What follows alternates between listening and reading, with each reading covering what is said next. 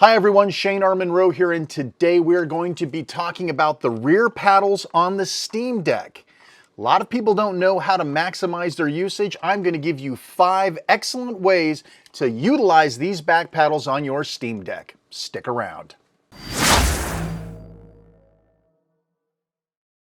Number 1, replacing the analog click sticks. With traditional controllers like the Xbox 360 or One controllers, first-person games, especially shooters, tend to use the L3 and R3, aka the analog stick click buttons, for some crucial actions like running and melee attacking. Pairing those actions with controller sticks that require constant moving and looking has never made sense to me. Thanks to the Elite series of controllers, which feature back paddles, I've grown very accustomed to remapping L3 and R3 to the rear paddles, which reduce the hand fatigue while running, especially games that do not offer run toggling, and lowering my time to stab melee attacks on FPS games. Number 2, replacing the bumpers. My one comfort issue with the Steam Deck has always been the bumpers. With my large hands, the bumpers and triggers have mutually exclusive access, meaning I cannot use them concurrently with each other. Consider Overwatch playing Moira. Each trigger is a different spray, healing or damage, and releasing a similarly functioned orb requires the use of the right bumper or R1.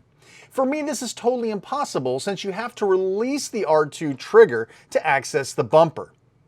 The Xbox Elite Series 2 controller has quarter pull trigger locks, meaning I can easily hold the right trigger down while tapping the right bumper with a slight roll of my finger. Even if Overwatch isn't your bag, going from shooting to a secondary function like throwing a grenade is very much hampered on the deck in my opinion.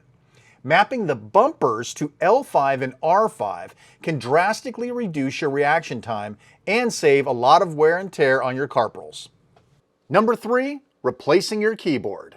PC games have come a long way in providing innate controller support, but there are still games out there that simply refuse to support controllers, or the mere nature of the game requires more than 12 or 14 buttons.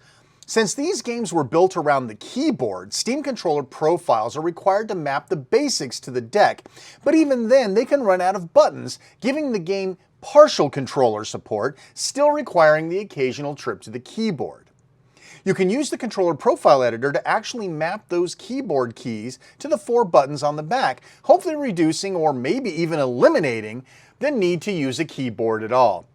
As a bonus, if you're doing a lot of game computer emulation, you can map those buttons to common keys like spacebar, function keys, and other keystrokes to get through crack screens, trainers, and other obstacles that interfere with controller-only gaming. Number 4, system commands. While Valve gave us a dedicated system button noted as Steam, along with many functions like toggling magnify or taking screenshots, that button and its button pairs to perform those services can be extremely inconvenient. Sometimes you want a precision means of taking a screenshot or toggling the touchscreen on and off. Thanks to the robust nature of the Steam controller profile editor, you can easily attach these system services to the rear paddles, making taking a screenshot super easy and responsive. The magnifier toggle is particularly egregious, and mapping that to a single, easy-to-reach button will save you a lot of strain on your hands. Number 5, toggling action sets. In many games, and especially in the pursuit of emulating a number of different platforms through Emulation Station, a one set of controls fits all doesn't apply.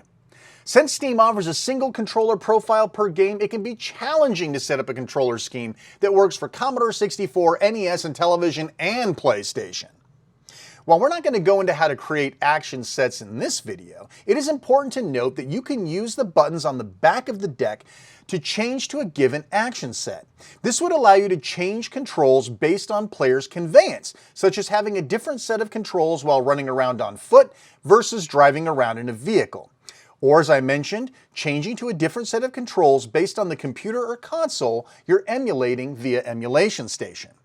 Action sets will get their own video later on, but just know that they are there, and those rear paddles can help you tap them quickly and competitively while playing your favorite games or emulators. I hope you enjoyed this video on maximizing the use of your back paddles on the Steam Deck. How are you using them? Leave a comment down below. Of course, like, subscribe, hit the notification bell to get notified of future videos just like this one. I'm Shane R. Monroe, and as always, thanks so much for watching. Take care.